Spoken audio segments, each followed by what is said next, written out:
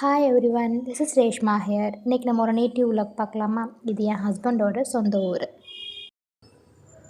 எங்கள் வீட்டுக்கு வர வழி ஃபுல்லாக அப்படி தான் இருக்கும். 2 பக்கமும் தென்னந்தோப்பில் வாழை போட்டு வச்சுருப்பாங்க. அப்படி எங்கே பார்த்தாலும் ஒரு க்ரீனரியாக தான் இருக்கும். வீட்டுக்குள்ளே என்ட்ரு ஆகும்போது ஒரு பெரிய தென்னை மரம், ஆனால் தென்னை மரமே தெரியாத அளவுக்கு அதில் மணி பிளான்ட் தான் சுற்றி படர்ந்துருக்கும். கீழேருந்து மேலே வேறு அப்படி தான் இருக்கும். அதுக்கப்புறம் ஒரு பெரிய கிணறு, ஆழமான கிணறு, ஆனால் தண்ணி டேஸ்ட்டு சூப்பராக இருக்கும். கன்னியாகுமரினாலே எல்லா வீட்லேயும் கண்டிப்பாக பலாமரம் இருக்கும். இது எங்கள் வீட்டு பலாமரம். அதை சுற்றி மிளகு செடி இருக்கும். வீட்டுக்கு தேவையான எல்லா மிளகுமே இங்கேருந்து தான் எடுத்து போனாங்க.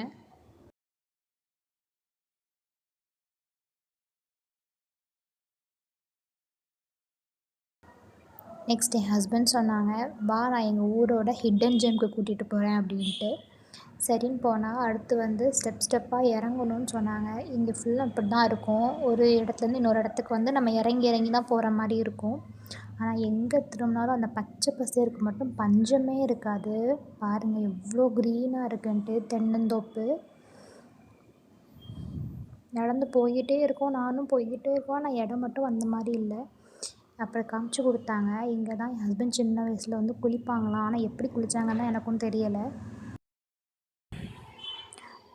தூரமாக தெரியுது பாருங்கள், அதான் எங்கள் ஊர் கோயில் கட்டிகிட்ருக்காங்க இப்போ தான். அடுத்து ஒரு வழியாக நம்ம அந்த ஹிடன் ஜெம்க்கு வந்துட்டோம் அப்படின்னு சொன்னாங்க. பட் இங்கேயும் ஒரு ஸ்டெப்ஸ் இருந்துச்சு இறங்கி போகிற மாதிரி. ஃபைனலி நம்ம வந்துட்டோம் அந்த இடத்துக்கு. எனக்கு அதை பார்த்தோன்னே ரொம்ப சர்ப்ரைஸாக இருந்துச்சு. ஸ்டெப்ஸ் இறங்கி நானும் கீழே போனேன். அந்த தண்ணியை பார்த்தோன்னே என்னால் நம்பவே முடியலை. நீங்களே வேணால் பாருங்கள். எவ்வளோ கிளியராக இருக்குது பாருங்கள். அதில் ஓடுற ஒரு மீனும் அவ்வளோ கிளியராக நமக்கு தெரியுது. அவ்வளோ க்ளீனாக இருக்குது. ரெஃப்ளெக்ஷனில் தெரியுது பாருங்கள். சுற்றி மரமாக இருக்கிறதுனால காற்றுமே அவ்வளோ ஜில்லுன்னு இருந்துச்சு. தண்ணியும் அவ்வளோ ஜில்லுன்னு இருந்தது. நம்ம இந்த மாதிரி ஒரு சிட்டி லைஃப்பில் இருந்துட்டு கொஞ்ச நேரம் இந்த இடத்துல இருக்கிறது எவ்வளோ ஒரு பீஸ்ஃபுல்லாக இருக்குது தெரியுமா மைண்டுக்கு. ஆனால் எப்போவும் இந்த இடம் ரொம்ப க்ரௌடடாக தான் இருக்குமா. நாங்கள் போனது ஒர்க்கிங் டே. அதுவும் ஒரு 12 o'clock கிட்ட நாங்கள் போனோம். அதனால் ரொம்ப ஃப்ரீயாக இருந்துச்சு அந்த இடமே பார்க்க. நெக்ஸ்ட் எங்கள் ஊர் கோயில் போகலான்னு போனோம். அது கட்டிகிட்டு தான் இருக்காங்க. சரி என்ன நடக்குது அப்படின்னு பார்க்க போனோம். பட் இப்போதைக்கு அங்கே வேலை நடக்கலை. ஸோ அங்கே ஆள் யாரும் இல்லை. அதனால் அப்படியே சரி வீட்டுக்கு வரலான்னு வீட்டுக்கு வர வழியை மறந்துட்டோம். எல்லா இடம் பார்க்க ஒரே மாதிரி இருந்ததுனால.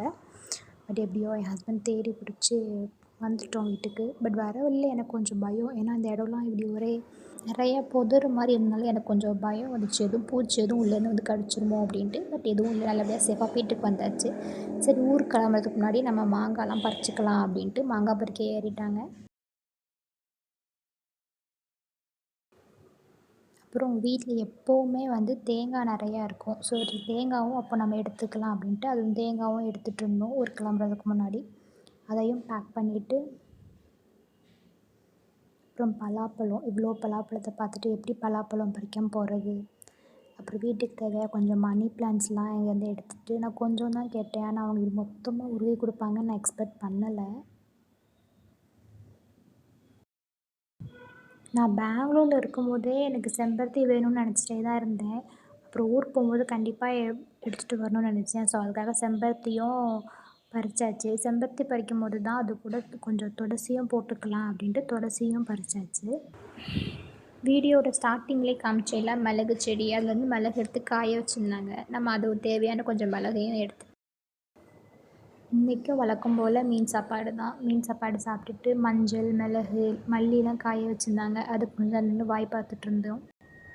வாய் பார்த்துட்டு அப்புறம் அண்ணன் தம்பியுமா சேர்ந்து மாம்பழம் பறிக்க போகிறோம் அப்படின்னு பறிச்சிட்ருந்தாங்க.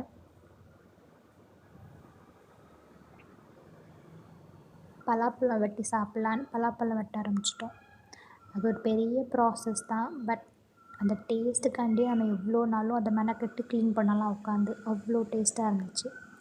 Okay, thanks for watching. See you in next vlog.